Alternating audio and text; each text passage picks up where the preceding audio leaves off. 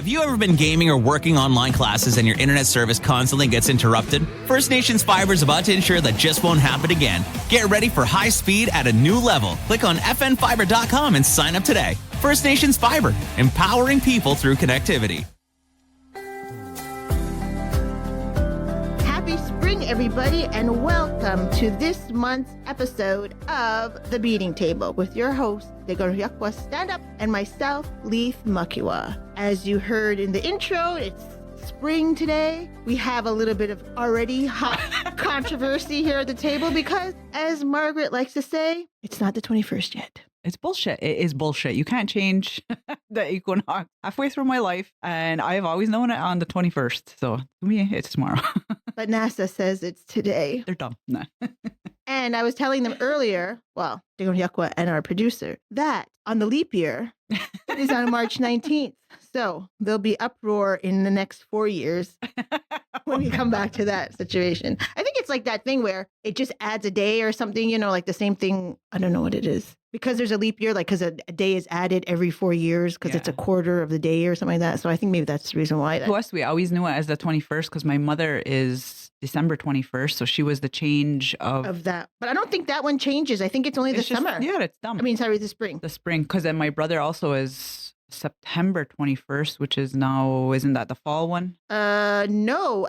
Yes. Pretty sure, yeah. Fall and then winter, and then my daughter's, whatever, October 21st even. So I was always like, the 21st is a change of whatever. And here it says March 20th to June 20th is the spring equinox or springwood time, I guess you could say, in the Northern Hemisphere. But does that mean that summer starts on the 21st of June? I have no Or does it start the last day of, I don't know. I don't know. But yeah, so anyway, so according to the internet and NASA, it is spring. And I must say, it is very spring-like outside. It is. Very nice. My son wore his spring jacket for the first day today, so he was very excited for that. And we've been having these constant little conversation about, well, do I need to bring my jacket and stuff? And I said, well, if for any reason it gets cold, you can't just pick a jacket out from anywhere. But if you have in your school bag, you're ready. It's ready. You got to be prepared. You don't want to be out there. Like, I broke my Crocs out, so it's spring now. I know I have my covered Birkenstocks, the peppermint patty kind, and I'm just like, I don't know. They were good when I was in Ontario. I don't know if they transferred to Gunawage. So we'll see what happens. But yes, so welcome everybody. That's our tangent for the morning. No. That's our useless information, our Seinfeld-esque part of the podcast. I'm sure there'll be more though. So we didn't tape for February. No. And now we are in March, so we missed a month, I think it is. Or maybe we did. I don't know. I can't remember right now. But we are coming off of March break. We are also coming off of lots of different things that are happening in our lives. I guess more on the serious side for Margaret right now. And like it's serious in the sense that, you know, like mine is just like, oh yeah, like I got to get this order ready. And just kind of like, you know, that kind of stuff, the regular. But yeah, so Margaret, you want to just recap my life? Recap your life and, you know. Yeah. Well, I don't know. Things have been busy, obviously, like grad stuff and all that. I've been beading, trying to get that done. I'm kind of on a roll. You are on a roll. Yeah. So I'm feeling good with all of that. Trying to, mind you though, I kind of took a nosedive the last 2 days, but that's kind of where the craziness comes in. But yeah, we had like my dad had a little health scare just last month, or a few weeks ago. So we were in the hospital with him. He had gallstones, but for those who don't know, my father's like 82 years old. That's major. I'm sure anything at that age is major. And we didn't know at first, like, because he had surgery in the fall for a hernia. My dad is very active. He does not listen to us, and he still is very, doing what he wants. So he ended up getting a hernia, probably from lifting or doing whatever. So anyways, he had surgery. So we thought it was complications from that because he was having like pains all in his stomach and whatever. And then we were kind of nervous, like heart attack too, or whatever. He has, blood pressure and all that. But yeah. So anyways, we were there a full week. It turned out it was gallstones. And they had to remove that. But the surgery, everything took long. Like it was a long process kind of. It was just kind of like when he was scheduled to do it, there was emergencies that kind of, took precedent. Yeah. So he got bumped or whatever, no doctors around. We went in on a Thursday. So it was kind of like close to the weekend. Yeah. So like nothing happened. So But it was good. We were at Anna Laberge. For those who don't know the area, Anna Laberge is not a hospital that many people really enjoy. So, but we had a really good experience there. Oh, good. Actually, yeah, That's really everyone, good. the nurses were amazing with him. The doctors were great. So it helped. I That think a lot of people, like, sorry to cut you off, but no. just to say, like, a lot of people are having a hard time with different hospitals. I think, like, Yeah, I think it's in just general, overworked and less, not enough staff. And I get it. I totally get it. That's good that your experience was better. Yeah. It was really good. And he was really good too. My dad also, I don't talk too much about my dad or, things like that, but my dad does have Alzheimer's. It's progressing, I would say. It's a slow progression though. If you talk to him like just here and there, like it's almost not really noticeable. But I think while we were there, just from being there nonstop, like being there for a full week and just not in his routine, not, every day he goes to the post, he gets his coffees, he drives around. Sees his people. Yeah, he does his lottery. He goes to every, place in town and all that. So breaking that up, it was like 1,000 times more noticeable. So he gets like caught in loops and he'll, he just tells the same stories or for the most part though, he is forgetful, but it's like random kind of like so I think only once he said he woke up and he was like, where the hell am I? Like he was lost, but he was able to tell us about it. So that kind of thing. But he was really good. Like he was calm and he was joking and all the nurses loved him. So he was they were always coming his in. Winston self.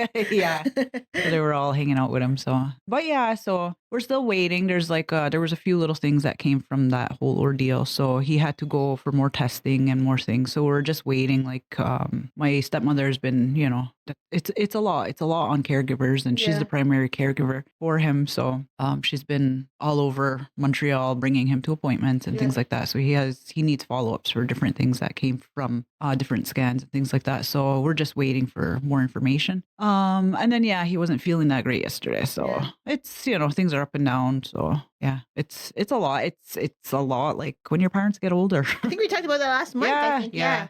It's a lot of it's a lot because when you don't know how to navigate that, your parent is older and you got to do whatever you got to do, and it just brings up a lot of stuff you got to think about. And it's not really So, but he's okay. He's back to himself for the most part. He was in pain though. He was kind of like just not really. He's just like slowing down a little bit, which is good though because we're like, okay, just chill out now. Like he'll climb the roof still trying to do stuff like that, or But he's okay. He's okay for now. But just got to keep an eye on him. So but he'll be 83 in June. So my goodness, he's up there. Yeah, mother's not that far off though. Too, I think she's 80. I'm 47. So I just celebrated birthday in March. Yes, happy birthday! Thank you. And March 5th. So next year, everyone can send their best happy birthday wishes. No, just kidding. So I'm 47. So my mother's 76. 76, yes. Yeah, so they're getting up there in age too. And my mother will be 80 this year. Oh my goodness, 82, 80. December. Holy. They're old. No. Sorry, mother, I love you. Sorry, daddy. It's interesting because like when you're young, I think everybody sees that when they're young is that they think 40 is old. And now we're at 40 and our parents are 80. And excuse me, I'm 40 now. No. Well, yeah. Yeah. And then like we're looking and we're saying, oh my goodness, like our parents are older. They're almost 8. Like both of them are almost 80. I mean, like your father's 80 and your mother's almost 80. My mother's almost like 4 years away from being 80.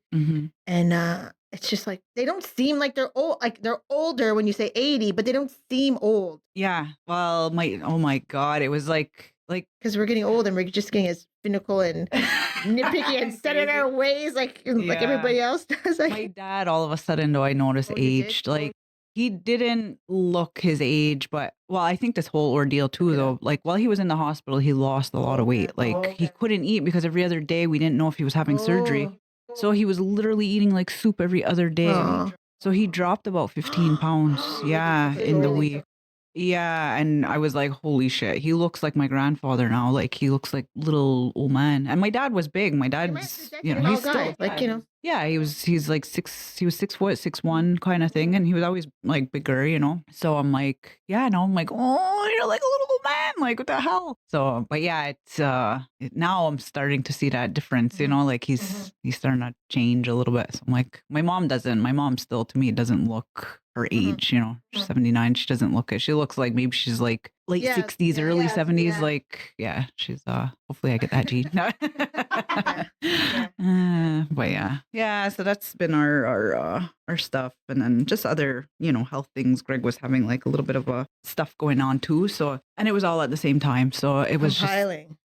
yeah, it was a lot all at once. But I don't know. Everyone's good. Everyone's coming Mhm. through it, and we're Mhm. just kind of trucking on, and all you can do. So, but yeah. And you that's went all. away for March break? No, we had a staycation. Oh, No, yeah, we stayed. We were around. I went to Oh, yeah, Plattsburgh. okay. Oh, yeah, I went okay. to sunny old Plattsburgh one night. But no, we stayed around, which was really nice. It was so nice just to be home, like, and not do Mhm. anything.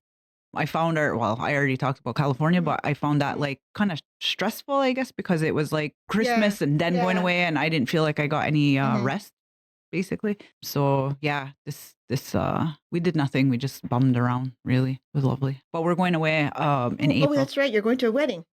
Yes, we're going away at the same time you are. Yeah. Yes, so we're going to Mexico, and you're going where? French Polynesian.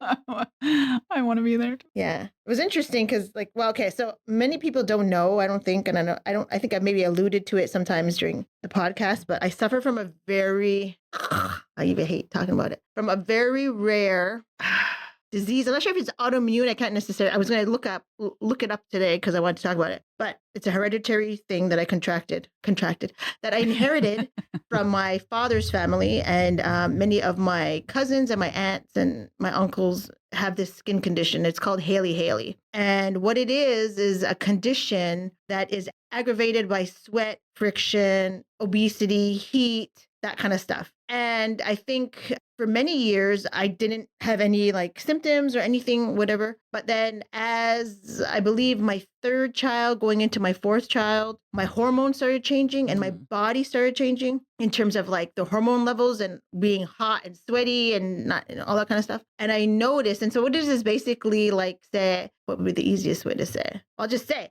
So what happens is that because I would get friction in my armpits, I would get a flare up in my armpit. And it's like almost like it would be equivalent to, I think, like maybe an eczema flare up or like maybe like a boil or like a boil. Yeah, like a boil, like that kind of thing. And so I didn't know what it was. And I would have in the beginning just assumed it was like a razor burn because that's what sometimes can happen, right? Like you get razor burn or like the hair follicles. Yeah. And then, so that's what I thought it was. In the beginning stages, I didn't know what it was. And I got one on my leg before from like tight jeans. And I didn't know these things were happening. And so it was ingrown hair. I had friction. I like, like you scratch your leg and then it became this thing. And you think, well, it's nothing, even though it was something. And I was just really like kind of in denial that like, it'll go away. It'll go away. And it didn't. And it ended up being like MRSA, which is an infection that is it like antibiotic resistant? Resistant. Yeah. It's sometimes like wrestlers get it or different things, or people in the hospital get it, like patients and stuff like that. And so I got that 3 times. And I thought that was the thing, like that was like what it was. Come to find out, I contracted that because I had an open wound on my body. And then MRSA is living everywhere, and that's how you can get it. So like, so just FYI, people, it just lives everywhere on doorknobs and things like that. And if you're not diligent and whatever, you could get that. Not to be afraid of it, but just to make sure you wash your hands like any sane person would do, but whatever.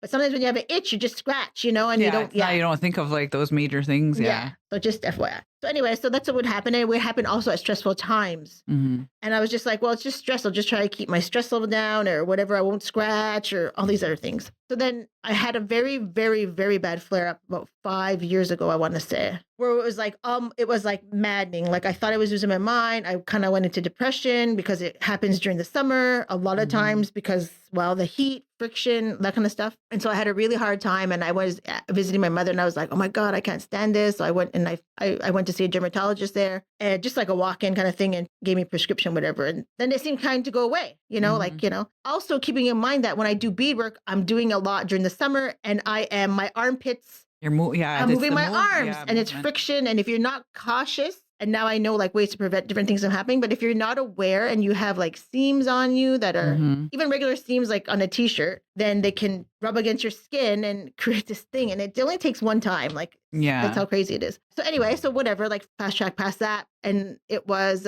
2 years ago, I got another really bad flare up while I was in Santa Fe. And as luck would have it, my aunts were there, my father's sisters. And we were talking about, just talking, like, whatever. And my mother's, I think they brought my grandmother or something. And so she had it really bad under her boobs, like right there in the crease. And so they were talking about it. And my mother said, why don't you show them what's happening? And I'm like, no, I don't want to, like, and they're like, just do it. Like, just show us. And they said, that's it. That's exactly what it is. And it can be like, some people get in their groin area. Some people will get between the rolls of their like almost stomach sounds rolls. like shingles, almost like that type of. Yeah. Well, I don't know what that is, but yeah, probably. And so anywhere where there would be heat and friction. Yeah. And so I was like, well, what is it? And they're like, we don't know. And our grandmother and your grandmother had it. And this is what happened. And it was like, whatever. And I found a little bit of solace realizing that it was something that maybe I could try to figure out what it was. Like it was a hereditary thing. So then I made a private appointment at a private doctor who then took a biopsy. And then I got to see a dermatologist there. And I was diagnosed with this Haley disease. And it's very rare. And my dermatologist said there was only one other person she was treating in Montreal who had it.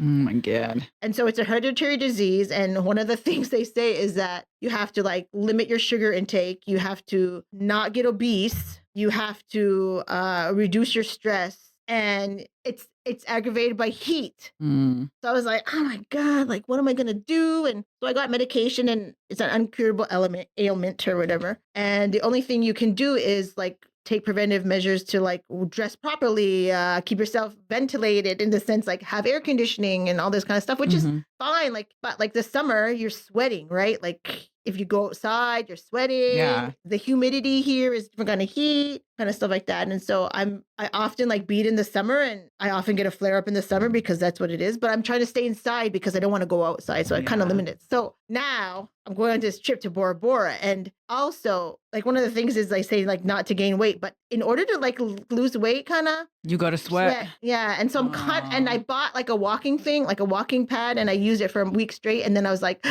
and so I kind of realized just the other day when I was talking to my mother, because she had to go to a dermatologist for something, a different kind of thing. And I was like, you know what? I think I'm like a little bit anxious about sweating. She's like, what do you mean? And I told her, I said, this is she knows about my disease. And then she also knows about like that I can't, like I have to be in good shape in the sense that I don't want to have friction. And because I know the skin under my armpits are bigger, like, it's not as indented as what they say it should be or whatever. I know that's why. So it's like a vicious cycle. It's a vicious cycle and you can't stop it. Yeah. It doesn't stop. It never ends. And it's maddening. It's like an itch you can't, it's just horrible. It's the horriblest thing I've ever had. And it gets all kinds of weird, like it's just not good. And so I'm going on this trip and I'm like, okay, so I just spent like $400 literally on linen shirts, hoping that they're not going to be cut high in the armpit so that they could be flowy. And it's like things like that. Like I can't shave my armpits. Yeah. So this is going to be the first time ever. And I'm like pretty like, oh my God, where I'm going to have a tank top on and my armpits are not going to be cut. Like it's not going to have shaved my armpits. Yeah. And I'm like, fuck. And then it's horrible because not that you have to ever tell anybody, but that's not the norm. Like in general, in like Western society, that's not the normal thing that people are doing. So it's like, oh my God, like, and like you stand out and it's going to stand out because I have scarring and whatever. And I have a flare up right now. So I'm trying to activate it by taking an antibiotic, but then like you can't take too many antibiotics. It kills it's all this crazy stuff anyway. Oh God. And so what I do to prevent it is I always wear my shirts inside out. But now I realized is that some shirts cut in a way where even if you wear them inside out, it'll create a friction somewhere else. Oh, And so you have to be very mindful. I have to be very mindful. So it has to be like a 3/4 length, not 3/4. It has to almost go to my elbow. And I'm like, I can't wear a shirt like that in Bora Bora.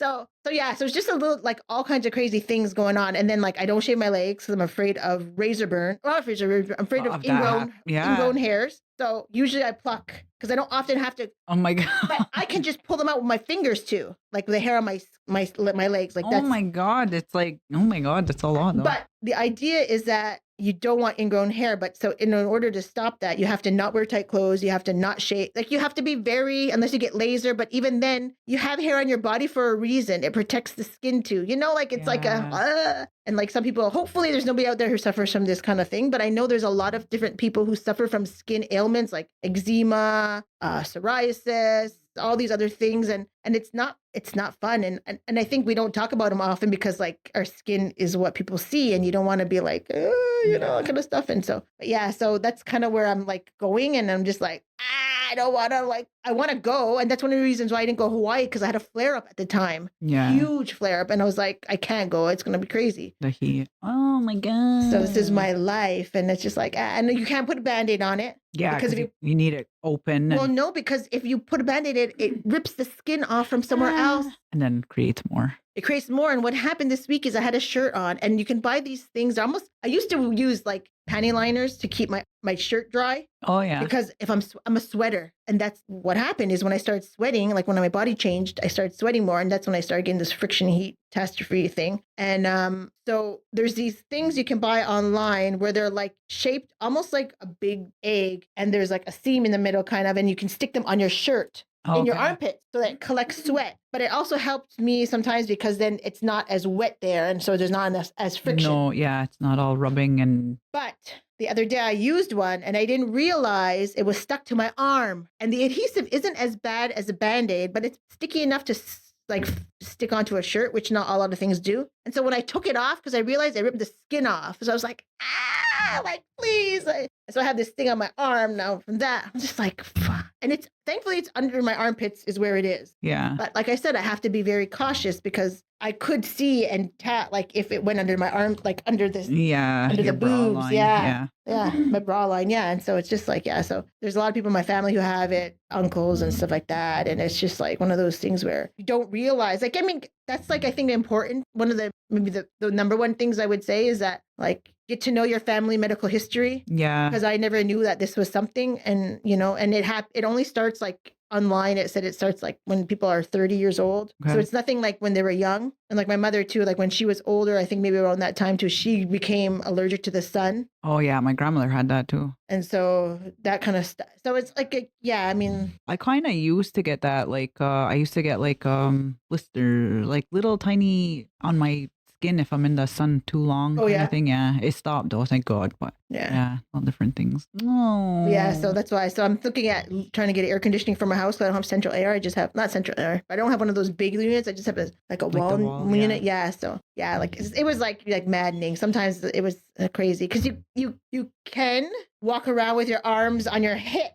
Your hands on your hips and have them like that. But how are you going to do anything? And it's your shoulders too. After a while, they're going to start burning. And then like I'd have to sleep with my arms over my head, lying on my back. And in the beginning, it was hard. And sometimes it was like being stuck to the bed sheet because you didn't realize it was like rotten. Oh my God. Rotten. And I hope, knock on wood and all that other stuff that none of my kids get it, and hopefully not. But so I got it from my father's family, and I was just like, and they called it my grandmother's name was Corrine, and they called it Corrine's curse, like, because but it went all through, like that's what Everybody. It is, and it was just one of those things where but it's rare. Yeah, not many people have it, I guess. Because, so, I mean, thankfully I was able to talk to my aunts that time and then get that biopsy, or else I would have been like suffering. You get a little bit more information at least on it. And it's less stressful because when you don't know what's wrong with you, like it's like one of the aggravating factors. So, and like I'm beating all the time and then I'm stressed out and then I got this thing.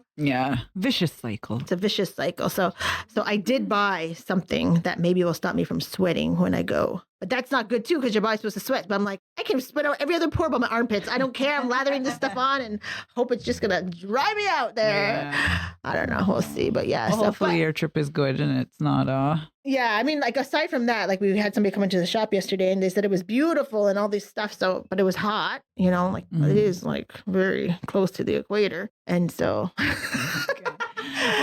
but it's going to be fun. It's Bora Bora. It's Bora Bora, the blue sky, the blue waters and all that kind of stuff. So yeah. And I was just talking to some people last night. I mean, I went to a wake and there was some people who were going to, and we were talking about it and they're excited. And what are you packing? And what about this? And what about that? And the flight's going to be long though, but it's going to be interesting. It's like, I can't remember the exact name. It's an international Tafiti, I want to say, or Polynesia Bora outrigger race. International okay. outrigger race. I think it's Tafiti or a Bora or something like that. Yeah. So Oh my God. my son is cool. paddling, and all the other paddlers from Monagi are going, and there's a contingency. I think the youngest might be like 13, and I think the oldest is like masters, like Mhm. level. So yeah. So Oh my God. Very cool. yeah. So it's a big group of us that are Mhm. going. So Well, good luck to everybody. yeah, it should be good. It should be Yes. fun. Oh my God.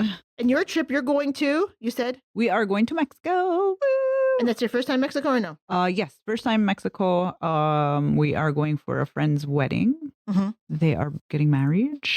Ah. Yeah, so we're set to go in April. But yeah, so I'm excited. We're excited. Is that your first trip going away together for a while? Because I know you went to California, but you didn't go. But you went with the kids, so Well, we've gone away before, Greg and I, without everybody. We went to Disney. We did You like went that run. marathons. Yeah. We did the run marathons. But yeah, no, I can't. Yeah, they were small. They were younger. Now it's kind of like, meh, whatever. Like we are going away. They're staying behind, but my mother-in-law is gonna just, well, hopefully we could ask her. I hope you're gonna do it now. But yeah, it's just somebody to bring my daughter to school in the mornings and stuff like that, and just make sure the house doesn't burn down. Yeah, and the dogs don't eat everything and piss and shit all over my house. And, just that door to work super early. So he's out and he's home by 3. I can't leave the dogs that long. Yeah. And my daughter's in school. So Yeah. just like that, just somebody to be there kind of thing. He goes to work too early to bring her to school. Mm. So yeah, we just need an extra person to help. And well, he's 18, he'll be 19, but still, like, I don't know. We just never. Like you want to make sure like she's fed. Like you want to make sure that there's groceries in the house. She has somebody in case she needs to call somebody to take her somewhere. And she's 15 too. She'll be 16, but it's, I don't know. The babies, no. They could do it, but it's kind of like with all the other the dogs are a big responsibility. Yeah. The ferrets too, like, they're not major, but like still, like there's chores that have to get done. There's things that have to, and they're both basically working kids kind of thing. She's in school, he's at work. Like, they're not going to be there to. You need somebody to fill in that time. Yeah, so that's the only, not worry. I'm not really worried about it, but it's the only thing I have to like kind of plan. Make accommodations for. Yeah, but you're going for 7 days or? Yeah, it's a week, like Saturday to Saturday thing. I think it's like the flights and all that are set. Like you have to go at a certain time, like a crew. Yeah, so we're looking forward to it though. Something to do. Yeah. I'm just gonna go to Mexico. Yeah. Well, that's good. Hopefully everything turns out good, and congratulations to the bride and groom to be, upcoming newlyweds. For the upcoming nuptials. Yeah. So we're excited for that. That'll be fun. And other than that, I'm just you're busy with classes. Oh my goodness, you're like doing 1,000. Yeah, I'm almost done though. I just finished up one. Well, because we had such bad weather too.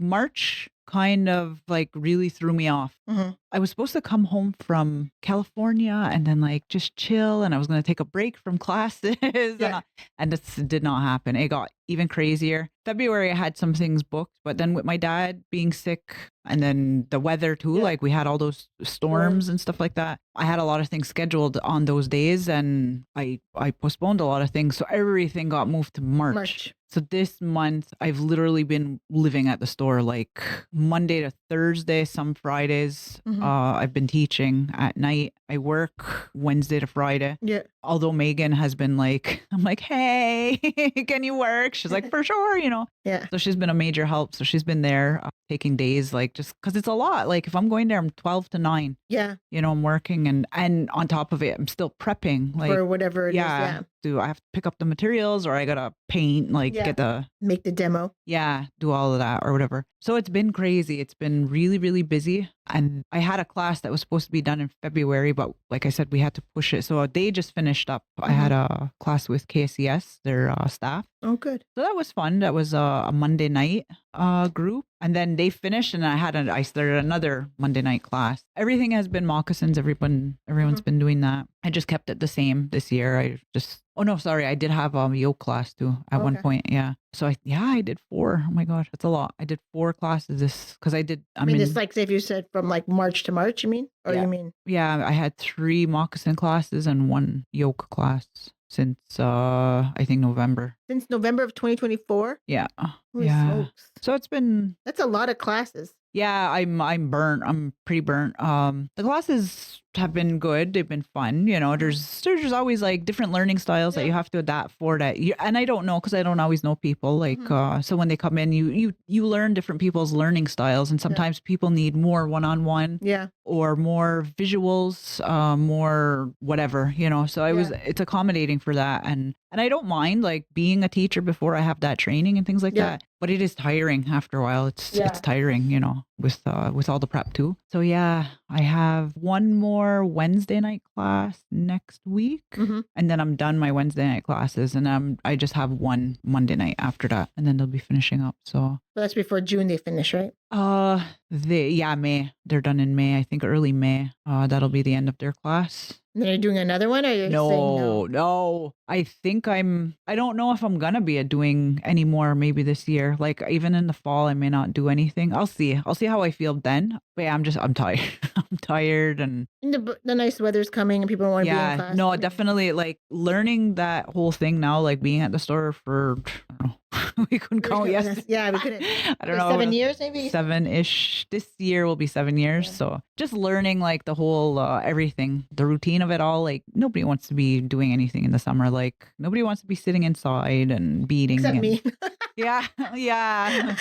But you know what I mean? It's kind of like, unless you're obligated to do it, nobody wants to do it. So I noticed like a decrease in numbers in classes and things like that. And it's, it's not fair to them, not fair to me. Like I don't want to be there either. So I don't do classes in the summer. It's too busy. Plus my kids when they were in sports, like Eduardo is in, like, he used to be in high level baseball. So that was a lot of traveling constantly, Then he went to lacrosse, which was a lot of traveling. And then now he's hockey. But and it's not as bad. It's more of an adult league. But anyways, so it has been, very busy with all of that. And grad orders. I have one less grad order, so that kind of does help a little bit. It just turned out like they changed their mind. Like their daughter decided to wear her cap and gown instead of her traditional clothing. So anyway, I was just doing the moccasins, but it was hard because they're away. So I had to plan everything and try to get back and forth, and so it turned out it just didn't work out. It didn't work out, which was fine on everyone's end. So so I have one less, which is that one. How many did you have? 4, but they're not all major. Like there's just one big major one. I feel like I say this every time we talk, but yeah. My your daughter-in-law, that one? Yeah. So I have her moccasins are done. I know, they're so pretty. Oh, they came out really nice, and they fit her. Like she's been trying them on at the house and stuff like that. I have her cuffs all like lined out and everything. I gotta do all the design and all that stuff that has to get done. Yoke and purse. So I still have that too to do, and I gotta kind of get on it. But I know, me too. Yeah. And then I have a medallion and moccasin. I'm doing the medallion. So yesterday I was in a mood yesterday. I was just not, I was telling Leith, we were talking, and I've been in a mood, I think the last little while. So by the time you all hear this, hopefully I'll be out of my mood. But obviously it's been crazy. So there's a lot of ups and downs. So I've been like up and down. But yesterday I was just not feeling anything. I just didn't even want to go to work. I didn't want to do nothing. So I had this medallion. I have all the line work done on it. I posted the line work part and all that. And I like that. I'm adding to it. There'll be more to it. But I did the floral. I did all the flowers. And they're beautiful. The flowers are excellent. I'm like, oh my God. Thank you. I did all the leaves. I literally sat for 2 days, did all the leaves because I was like fighting. Yeah. And I was fighting though with placement. And because it's limited and because it's for a guy, I don't want it to be too frilly type of thing, I finished it. I hated it. I literally did the last like little whatever stitch and I'm like, nope, I hate this. Like, I don't feel good about this. I don't even want to show anybody. And why would I keep it if that's how I feel about it? Because this is somebody else's big day. I don't want to be like, oh, okay, well, here you go anyways. Like, even though they might think it's beautiful, it's just like, I don't want my name on it. Yeah, I didn't want my name on it. So I ripped everything out. The flowers are still there. It's just all of the leaves, and there was a lot. It was a lot of work that was on it. And here I'm like, oh, you should just leave it how it is. And she's like, well, now I got to cover it up because I didn't have my glasses on that time and I couldn't see that there was a little bit of marking on the velvet. Yeah. So you have to cover it. So I was like, because it looked good just with the flowers. Yeah, just as is. So I'm like, but it's going to look great with what you say you're going to do next. So. Yeah, working with trying to figure out different colors because I'm trying to keep with a scheme, but I'm also trying to keep it like I don't want to go colors. The whole idea with it is that he can take it and use it on different Yeah. because he does powwow dance and he has different shirts and his different clothing, so I want it to be able to jump to whatever so I had to adapt. So anyways, I got to do that. And the cuffs are everything is already, all the hard parts done, all of the prep and the design, or just the prep and all the line work is all done. both? So on both. So it's just getting the flowers, the floral, and mind you, the line work on this one was hard. It was goddamn that, like, I had all like little intricate lines everywhere, and when you draw with a pencil on a design and then you go to put it on the back, it doesn't always line up. No. So And that's what happened with that one I'm working on right now. I can know it's off by like a hair of an inch to one side, and I'm like, okay, well, I can do the line, but now you have to keep it on the side. Line, yeah. Yes. So anybody who's doing, when you're doing intricate lines, things like that, you have to take into account that, yes, on there, it looks fine. But then when you transfer it onto it shifts, your velveteen's too plushy or whatever, the glue, whatever happens. Yeah. So my lines are all effed up. They're all like, it looks good. Yeah. Thank you. I had to wing it. I wunged it. No, I wunged it. Because nothing lined up, and I'm like, oh shit. So I usually have to start from the center because, like, as an artist, like, wait, when you draw what do you mean? If I have to wing it on the back, okay, and I know it's gonna be all effed up, like if my pattern's not. So you were saying that for this medallion you had to wing it, and you said you start where exactly?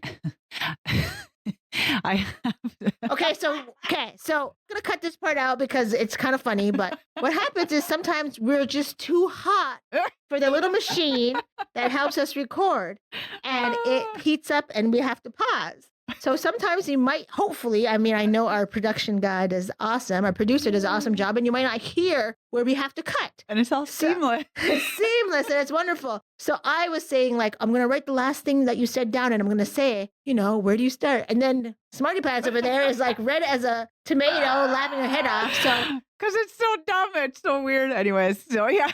So she was like, everybody knows, we were just talking about that she's making this medallion. And we all know, I think he's going to cut it where she's like, and then we start this conversation. So this is the part of the conversation where we just... So it's like Groundhog Day to us. We're just like trying to go back because we have to go back like maybe 3 minutes. Because he's like, oh, stop, we're heating up. So, yeah. All right. So back to where I was. Back to whoever. Okay, so we got to kind of keep the same vibe. It's like, whoa. Sometimes it doesn't work, but this time it's going to because we're already jazzed.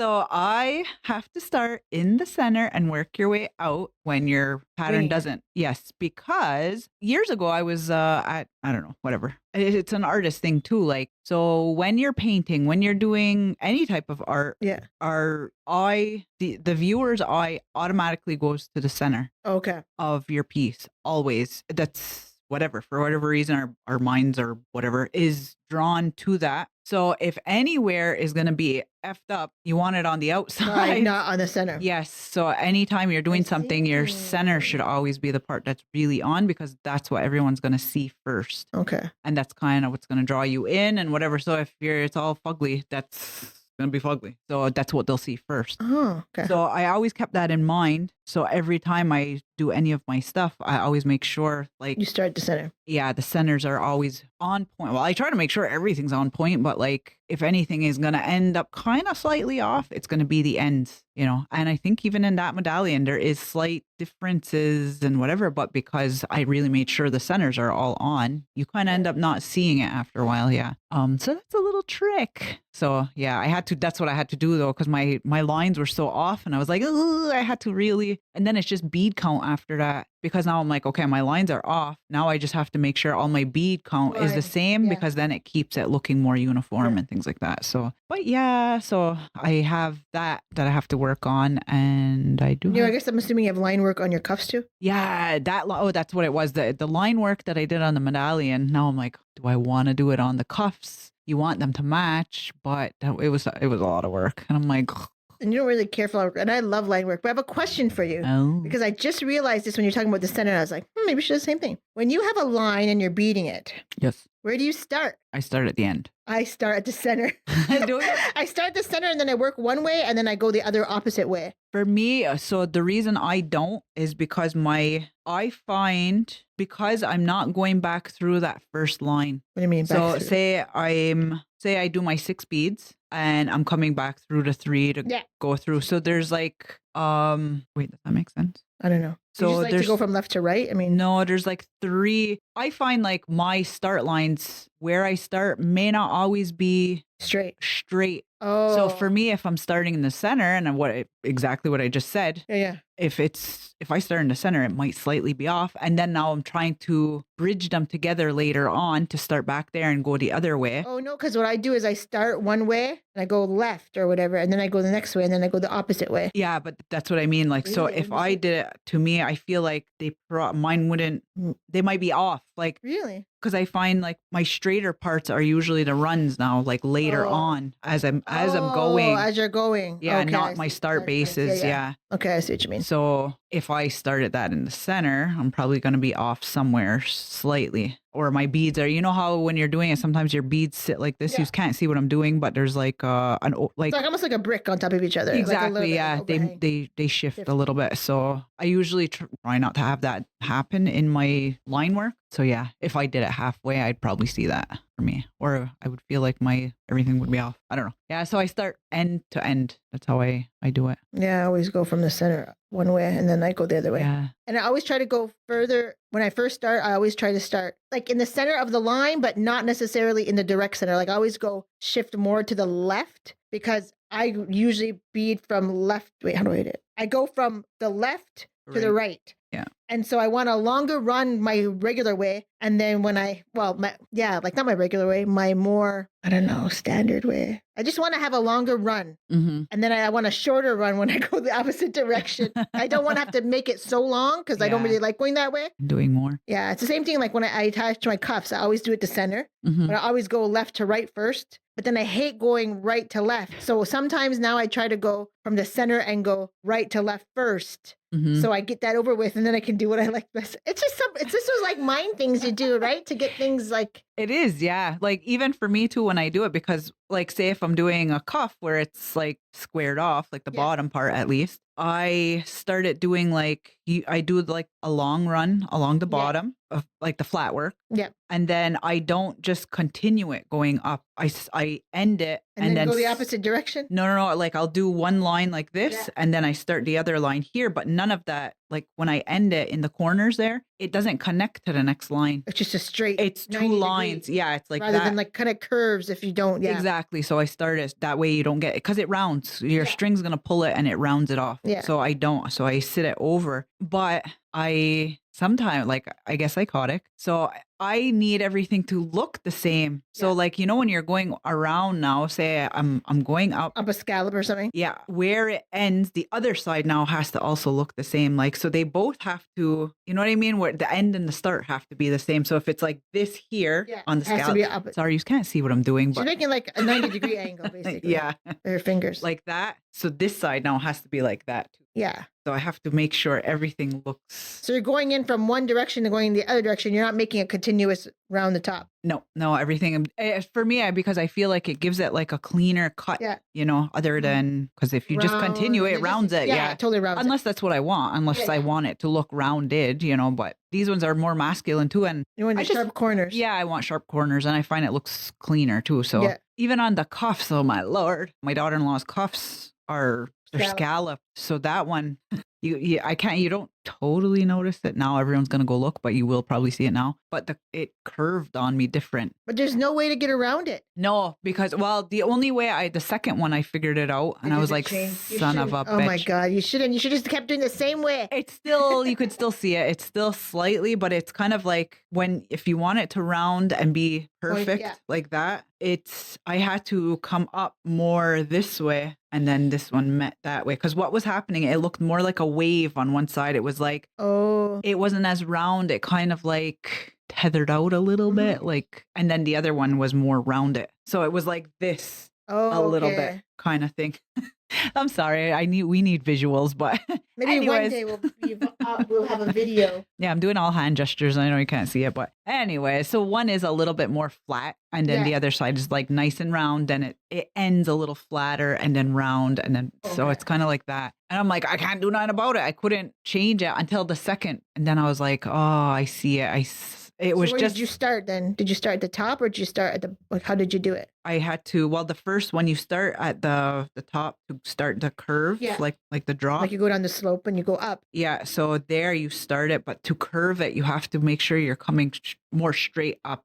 I was angling it too much, and then it kind of turned into whatever. So, anyways, yeah. But yeah, whatever. It worked. It's still there. Still looks okay, and whatever. So, and it's not that noticeable. I'm psychotic, so I see it. Like I wanted it. Like the shape is supposed to be scalloped. I didn't want it to look like a crashing wave type of thing. So, anyways, it worked. I figured it out, but it's crazy in just your placement. It's literally like just half a bead length coming up, and it turned it more instead of it falling. So, but it was interesting. It's like now that we're talking about that, like in some of my classes that's what was happening. Because like I was saying, when you have a pattern and you put it on the back of something, it doesn't always work, or it's not always. Even if it looks symmetrical, when you glue it on or tack it on, whatever, when you go to bead it on the other side, it's so unforgiving if it's off, even by a little. Your beads are going to show it. Yeah. Your lines, the paper may not show it, but the beads will show it. So that's what was happening to one of the students, and she was like, "What the hell?" Like she's like, "I'm following it. It looked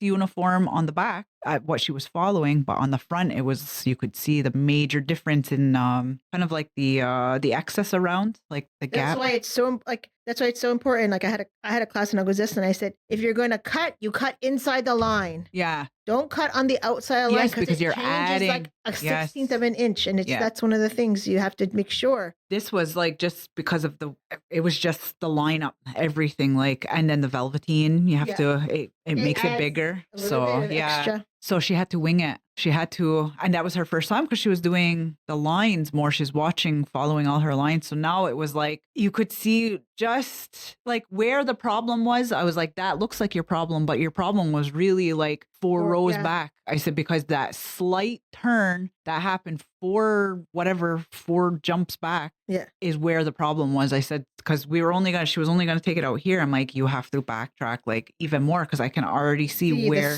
it's already the angle is already moving that way. And if you try to change it before the fourth step, it's going to look as if you went like you just like fell off. It's just going to be like a kink or whatever. Yeah. So I'm like, you have to. I'm like, the second you notice it, it's probably already too late. You already have to go back like a couple. So that's what we were doing. It was like just slight turning, and she was getting it, like she was doing it on her own, and she was trying to curve it enough so that it was going to rematch up and meet back with her lines. So we eventually, but even that once in a while, she was like turning it again just a little. And I was like, no, it's not. You're already turning it to the point where it's going to turn you like completely turn, and it's going to be way off. So anyways, it's weird how, like placement is a major thing. Like, and bead count is important, because yesterday I was doing bead work at my house, and I was like on a roll. I was like for an hour. And once I get in a roll watching a show, like I was watching Formula One, and it sounds kind of crazy because it's like so intense and and all this stuff. And like people are like waiting and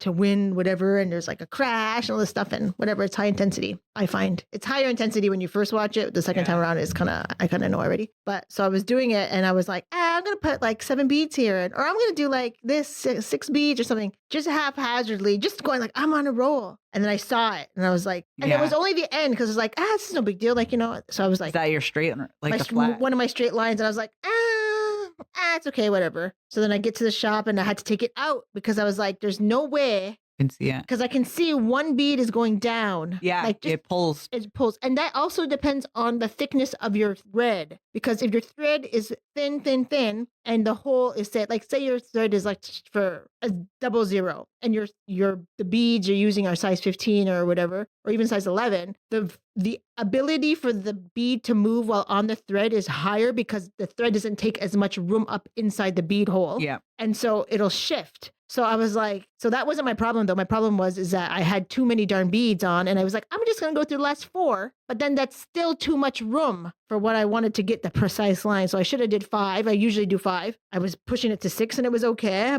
but I got a thicker bead. I got a thicker thread. Usually I do 5. Sometimes I do 4. Sometimes I do 2. Depends on what I'm doing. What in the hell? Yeah.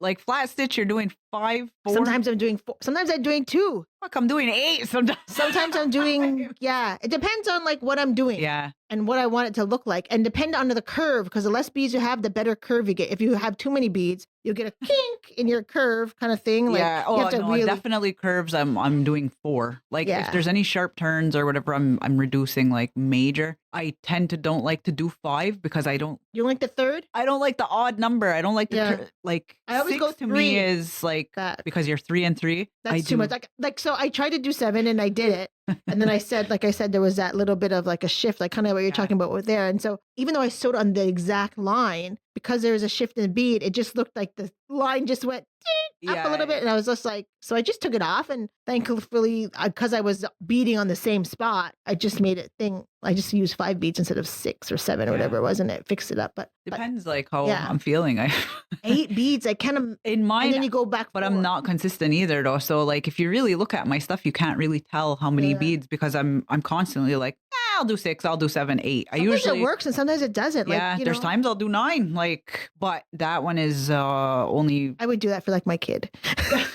I keep it straight Yeah. because you can't see it. The only time I would never is like even on a medallion, like a turn around medallion, you can't do that because have to it's you're gonna get shift. But like any straight runs, like, but I might tack in a little bit more Oh, okay. Like go because back. yeah, otherwise you're gonna have like things flopping around and around, yeah. yeah. So I don't normally do 9, but I'm lazy. Whatever, I'll do it. But And then if you're tacking it down, then it's not being lazy. You're just Yeah. reinforcing it. So yeah. But it's like you said, it's also depends on thread. If I have thin thread, I can't do big jump. Like you can't do long because everything's going to be loose kind of and moving around. Yeah. So speaking of threads, so I have all these new threads that people have just given to me to try and I'm loving them. So just to give you a little update, because I sell beads and I sell beading supplies, there's a shortage of a thread that we have been using forever. And so it's hard to find. And they sometimes only come in a little darn spool. And then you got to buy like 10 spools. Get 'em, yeah. to do And then everything. I find, you know what? They've been inconsistent. You get Yes. a few that are awesome and then you get some that They're shred. not great. Yeah. And then and if you have nasty fingers like me, like they're all raw and whatever and they dry. Snag in the thread. Yeah, and then they shred everything. So that's what I've been noticing. Like it's a hit and a miss. Sometimes they're amazing, sometimes they're not. So there's 3 different types that I love right now that I was using. So the first one was actually bought at Hobby Lobby. Yes. I bought a pack. There was 4 in it. Yeah.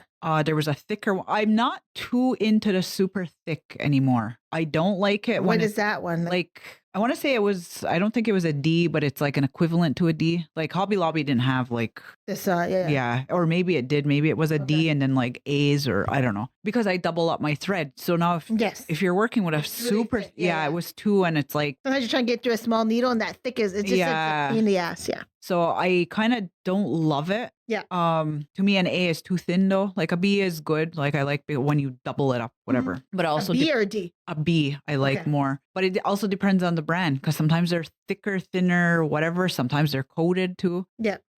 So the Hobby Lobby one actually was pretty good. I was using that and it had like more of A silky finish? yes. Yeah. So it doesn't feel like fabricy. It has like more of that, whatever, like a weird I think I coating. know which one you're talking It about. was like in a little paper pack, like in plastic, and there was 4 in there, and there was 2 big ones, 2 small ones. Okay, no, I don't know, but I thought, okay, because I picked up anyway. Yeah, thread so somewhere. it was Okay. something. I just tried it, whatever. So that one was good. Yeah. Mind you, though, I have these bigger threads, and I'll probably use it, but I'm like, Maybe not today. it'll be Or last maybe tomorrow. resort, yeah. Yeah. Or if I use 11s, I can use that for that. So the other one, Jessica gave me the 1G, G1, 1G, 1G. 1G. Yeah. It's like around, it's like, it looks like It looks like a disc. sewing spool. Yeah. Well, they're like the bigger. Yeah, there's bigger ones. Okay. We have the colored ones at the store. But she gave me like the white one, and it was just a small little one. Yes, I've used that before. I buy it in Santa Fe. Yes, that one too. Amazing. Same thing. It's coated. Like Yeah. it didn't fray on me. Same thing, and it's not twisting or Yes. doing any of that crap. It's an interesting feel on your finger. Yes. It's not like Nymo at all. It's different. Yeah. No, it's different. It like I want to say it's a cross between a beading thread and like a line, like a fishing line type of Okay. feel. Because even when you pull it, you know how sometimes certain threads, when you're pulling it, it twists, it Yeah. turns or whatever. These ones kind of keep their shape. Yeah. And then the one that you gave me, I don't remember the brand, but you gave me a spool. Yeah. That one and the G11G or whatever, I would have to say are very close. Similar in texture. Yeah. I like the one that I'm using right now, yours. It's same thing. It's like super smooth. Yeah. It doesn't twist. There's nothing like, I was like, holy shit, these threads are amazing. Like, You know what that thread is? That thread only comes in that size and spool. real, I don't mind because I like And I'm like, oh my goodness. So I bought some. yeah. So I bought a pack for myself. I just have to figure out what pack I gave you, which one, because there's the same thing. It's like I have to check the number. It's like one. whatever the number is, that's the one that I like because Yeah. it's really good. It's very, very similar to the G1G, Yeah. whatever. I keep saying G1, 1G. Yeah, they're very, very similar. Like, I would say this one might be slightly thicker, the one that Yeah. you gave me, Yeah, because there's other like sizes. but I don't mind it because of how silky it is and how like how it glides and everything. I didn't mind, so it was very close to the one Jessica gave me. Yeah. So those two are like my favorite right now. The spools though that I got from Jessica were they're smaller, and so I went through two of them already. I was like, shit, like. Yeah. But it's, so I'm like, next time she restocks, I'll probably buy like a shitload. Yeah. And then if you get some, I'm going to buy a shitload of those and Yeah. whatever. But those ones so far are my favorite.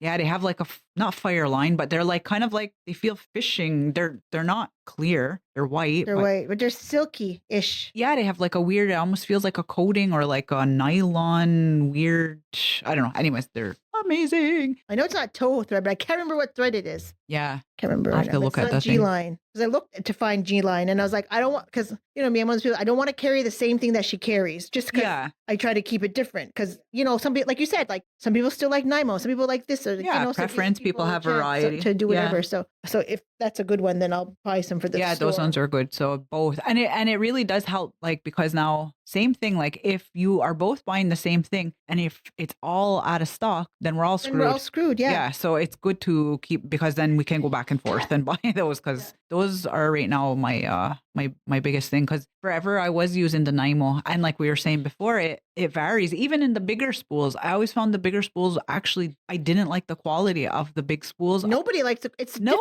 quality No. compared to the small. Like They the, even like it like unravels. Unravels, yeah. Like you That can was like see the the thread old- unraveling. the old place where a lot of people buy, people still buy beads there, but they had a beading thread, and then they changed the color of the tube. I won't say Okay. who it is because whatever. But yeah, like, and then it's like everyone was like, "That's not, we It can't, wasn't, it's no good no more." So yeah, Yeah, it wasn't doing the trick. So now it's like So anyway, so those are some new threads to check out. yeah, Yeah, so but yeah, I know Jess was waiting on in order to. an order too for them. I know with all the craziness about shipping and all these things and Oh. the taxes and the tariffs and the blah blah blah. It's like Yeah. hitting where it counts because I'm like, Yeah. right, but you got to buy beads and whatever and. I know we're gonna have to like smuggle beads. It's like I have to go shit's like somewhere. I have to go to the store. I have to actually go to the store and sleep over in America and then come back so I and can bring it. Yeah. And bring like everyone in my family so they can all buy.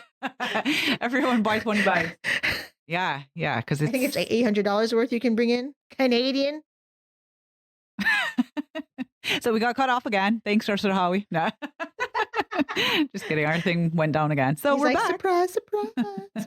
Yeah, so we're back, and so we're just talking about, like I said, like tariffs, whatever, buying things and stuff like that, and And all that fun jazz. and all that fun jazz, and Yeah. So, anyways, but yeah, I went on a tangent. I don't know how we even But that's got a there. good tangent, because like a lot of people are wondering about that, like like threads and stuff. Like people want to talk about. I guess people want like gossip too, but we don't have a lot of stuff to gossip about aside No, from like, everyone's behaving. Good job, everyone's people. good job and everything's doing kind of stuff like that. But what was I gonna say? It's almost like you kind of, not you have to hoard. Like I said, I bought like four packages, and if you didn't like it, then I would just keep those threads for myself because Yeah. you don't want to sell something that somebody doesn't like. But it's like when John James, not the bead, but the needle company stopped making Sharps 13. Oh yeah. Like that was a big deal because those were the ones that worked for Charlotte's and stuff like that. Yeah. So it's like one of those things where you got to get it when you can get it because you don't know, times are rough. Yeah. In the streets. And things are going under. So you're like, ooh, like. Yeah. Like even my, it's unfortunate to say, but well, I mean, I send all my best wishes and stuff. But the lady who makes the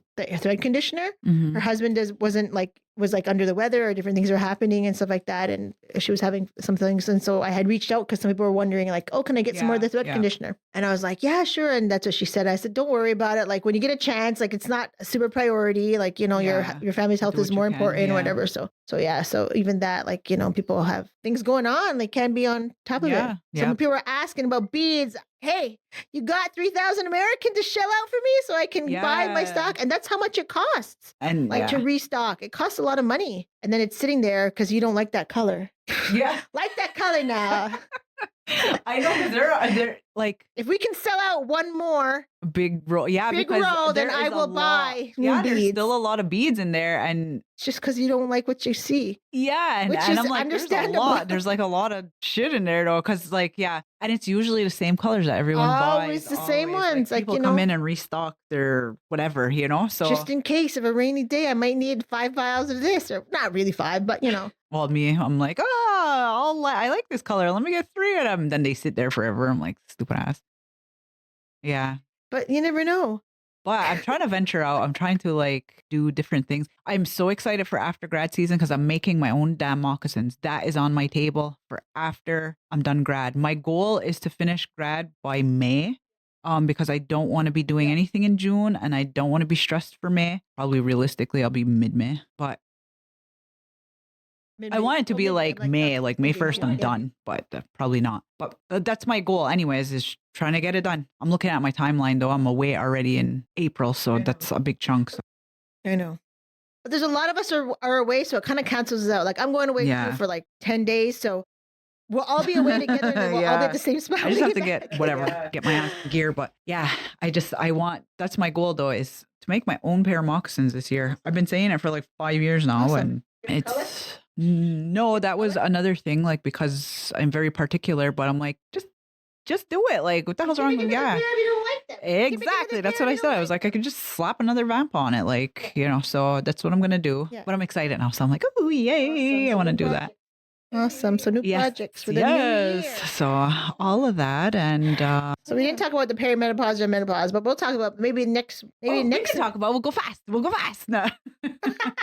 So Margaret had posted something on her Facebook about perimenopause or menopause, both, and she was just saying people don't talk about it, and that's true. People don't talk about it, and we are at the age now, and I would venture to say that there might be a lot of people in our audience who have gone through the change of menopause or perimenopause or in the thing or don't, you don't know. So here we go. Yeah. We're no experts, so please don't take our information as anything that you should not. Yeah, I see a doctor. Don't your healthcare professional. Your healthcare professional in whatever capacity that person shows up in. Yes, because you know what, some of the symptoms can be linked to everything. So, but I have, like I said, I have a lot of women around me right now are all going through it. In some of my groups, I'm the youngest of my groups. Some of my friends, one core group, I'm say 3-4 years younger than some of them. So they're all starting to go through things. But I'm but I feel like sometimes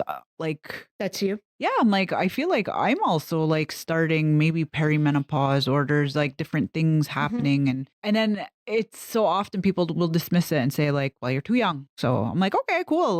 But then I'm but why am I still going through all these other things irregular moon times, or all of a sudden now I have eczema all over the damn place. My eyelid was almost falling off during the winter. It was all cracked. Never in my life have I had skin issues like that. Just different things starting, and you just chalk it up to be oh, well, it's only that one symptom, you know. But then it was just listening to different people talk and things like that. I was we don't talk about it, and there's obviously there is information out there, but talking with some of the people who did answer, even some doctors don't have that much information on it. I don't know. I don't, within our area anyways, some had some really good experiences, and then some were told no, it's somebody even wrote on there. They said their doctor said perimenopause was fake. So I was wow, so it's really all over the place. But I just thought it was interesting because it's kind of we all go through it at a certain time, and what are different people's perspectives? What have they gone through? What have their experiences been? everyone goes through it differently. Like I've always heard about like hot flashes, Night things, sweats, yeah, like night that, sweats, yeah. things like that. But then there were a few on there who really, really shared their personal things, and I really was thankful for that because that could happen to different people. And if you're not aware, you don't know what the hell's going on, and you feel like, holy shit, like something's really wrong. And and sometimes it's simple little things that can help along the way. That was another thing I was joking. Like I never in my life have experienced itchy ears. And she told me this, and I was like, "What are you talking about?" Yes. So on there, other women were saying itchy ears are a sign of menopause. And a woman had written on there, and it was funny. She's like, wow, I didn't know even those holes dry up. And I was like, oh my God. But that's the truth. Yeah, like your ear holes can dry out. So I'm like, frick, is that what's happening to me? Because I was thinking I was getting eczema in my ears, in the canals or something, because it was so itchy and I don't want to say painful, but it's irritating and itchy to the point where I know she told me this part. I was like, what? I got to go everywhere with Q-tips, and I know Q-tips aren't that great, but I've seen doctors and they're like, your ears are totally clean. Cause I've always had issues with my ears, like hearing and stuff like that. Like both my parents lost their hearing. So I'm like, okay, that's probably coming my way, but I'm always getting checked for them. So every time I go, my ears are super clean. There's nothing in them, even though it feels like there's stuff there. So she's like, no, they're clear or whatever. But I'm like, they're itchy. It feels like there's something's whatever. So now I use Q-tips because I'm like, oh, well, they're clean. I'm not pushing wax in there. Yeah. So I just gently, I have to itch it, and it's the only way to relieve like the pain. So, or not pain, but the annoyingness. And it's like, it feels like I got to touch my brain because it feels like it's way to hell in the canal. Oh my God. It's itchy as hell. So I started doing that, but then reading or looking at things, you can dry out your from over Q-tip use, I guess. Yeah, stuff like that. So I started using a little bit of castor oil on the Q-tip, not a lot because I also don't want nasty greasy ears or whatever. So I just kind of just put that in there and it helps. It subsides. So, but I started noticing a pattern to it. It gets worse around my moon time. So I'm like, hormones, man. Like what the hell? Like we are wild creatures. Yeah. Yeah, sometimes I do feel like a wild creature. Like I feel like last week, I swear to God, I even had to see your leg going when you're itching in your ear like a dog. She was like, ah. Well, it was. And then even my legs, like my skin at sometimes felt like it was on fire, like itchy. Like and now all of a sudden it's under gone. The skin yet. Yeah. And in certain areas, I was like, what the frick is going on? And then, last week, Greg came in. And I know, like, I'm semi self-aware, like not always, but I try to be self-aware of my behaviors and my reactions and things like that. Sometimes it's annoying because when you're aware, then you got to be aware and you got to take responsibility for your shit. So I was acting like a mental case at home and poor Greg, the moon, I blame the moon. I blame my moon time. I blame everything. Anyways, I was acting crazy. I was acting crazy too a couple weeks ago or something. And Corey was like, what is like wrong with you? Yeah, I was like heightened. Like if anybody was breathing too loud, looking at me a certain way, if you walked in the house and I didn't like how you walked in, I was like flipping out. On it, right? So I told Greg, I said, I'm sorry. I know I'm being a bitch. I know I'm acting crazy. I'm trying. I said, it's not you, it's me. And so he was at the store. He came get the dogs or something. I said, I don't know. I just need, a minute. I said, I'm just off. I said, I just don't want to be here because I don't want to be around people because I can't control myself right now. So I'm like, thank you for loving me, even though I'm still being a bitch or whatever. So he was like walking out the door. He just started laughing. He was like, okay, thanks. And he left. But that's how it was like, so it's like these hormone levels. I can't imagine that, I don't think I'm in menopause or even if it is perimenopause, it's like, I don't think early stages, if any. Yeah. And it might just be like symptoms here and there or just whatever. But I can imagine if women are having major hormonal changes, shifts. Yeah. And people have said that like your, it's all in your mind or different things like that. You mean like just dismissing it? Well, no, some people have done that, but like people were saying like their mood swings were so severe. So I'm like, I can understand that. Like there's, we've been getting our moon time for however long, and we always know that there's different changes and things like that and how we feel and react. But I can't imagine if it was heightened all the time. Like, because it's it would be so unpredictable, right? 'Cause the exactly. change- Yeah. So, it's something really to look at, like, and really to discuss and just to know yourself, know your body, and be aware of these things. Like, they're real. It's something, and then some people were writing on there, like, they haven't had any real symptoms. Like, I know my mother had commented on there, her symptoms, she didn't have anything. Like, she literally just changed and that was it. Yeah. So, but everyone has different, everyone has a different story, and everything is valid too. Everyone has a different experience, and they're all and a lot of people choose different ways to experience it. Like some people, like I remember in the 90s or something, like people were taking like estrogen. I think people still do, or different, like people have to take like medication. Some people do, some people want to do more natural, maybe not do anything. Some people want to do like maybe in between or all this kind of stuff, where people start doing like, maybe people watch what they're eating, or they start doing more like natural medicine, like cupping or different things. Like people have different ways to deal with what it is that they want, what they feel comfortable with. And I think it was saying even like adding exercise, building muscle will help certain parts of whatever, like, because there's a physical, there's an emotional, there's a mental change. Everything is happening to your body all at once. So there's different ways to look at it, and it's, they're all very important. But shares.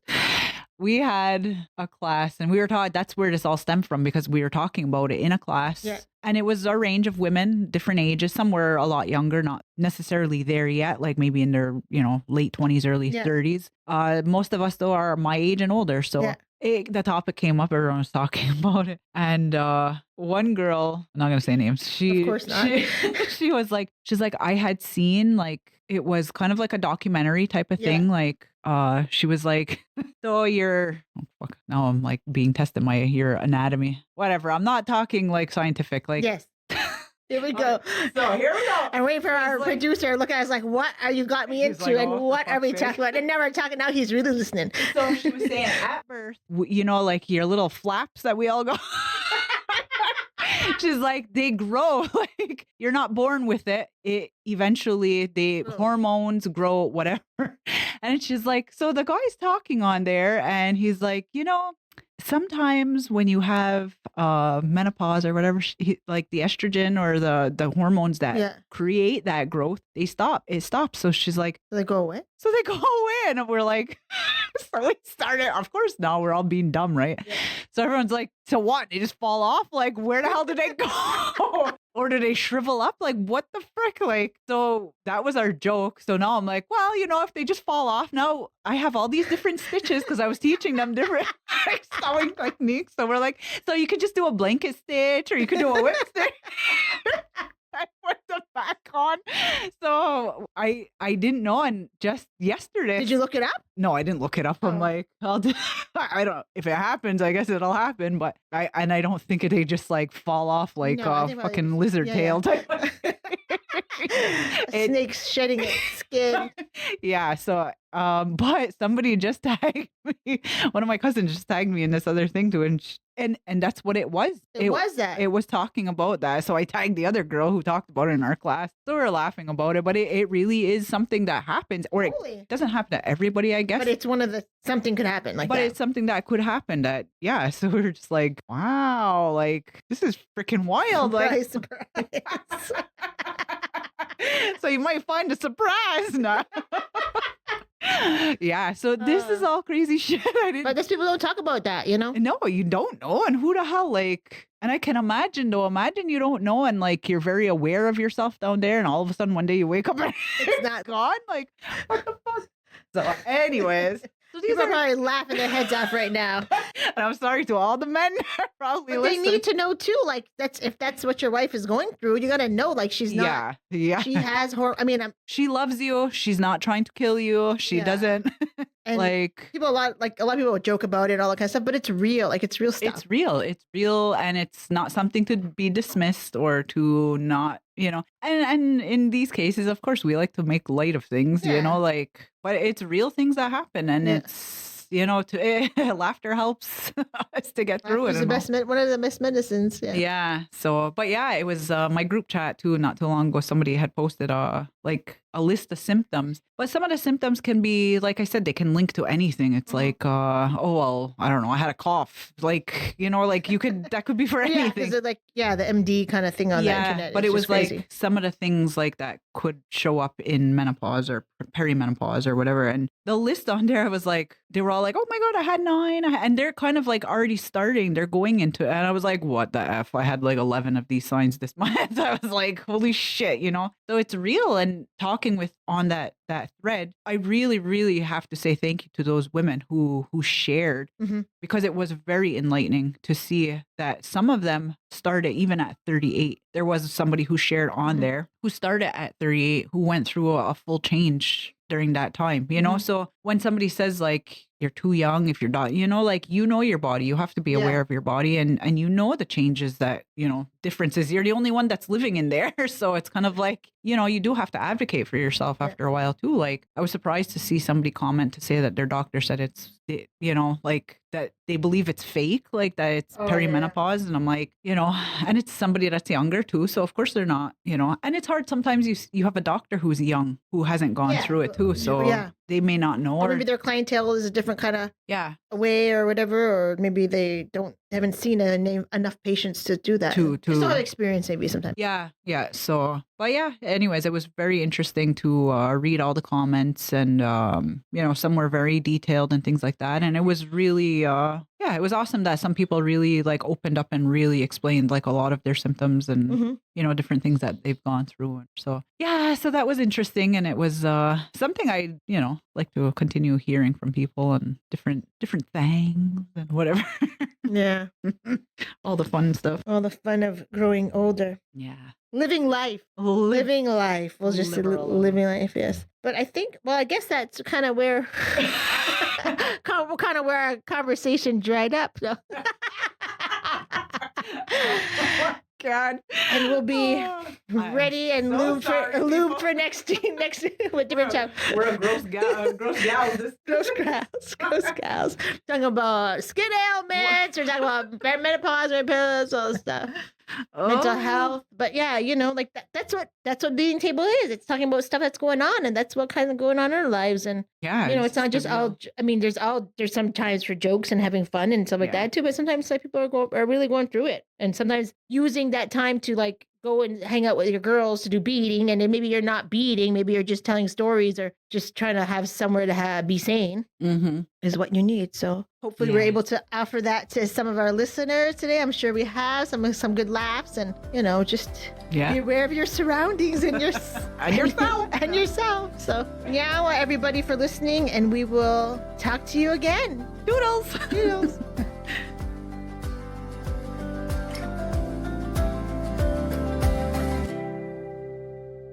The views and opinions of the guests expressed in this podcast do not reflect those of Redeewase and its employees.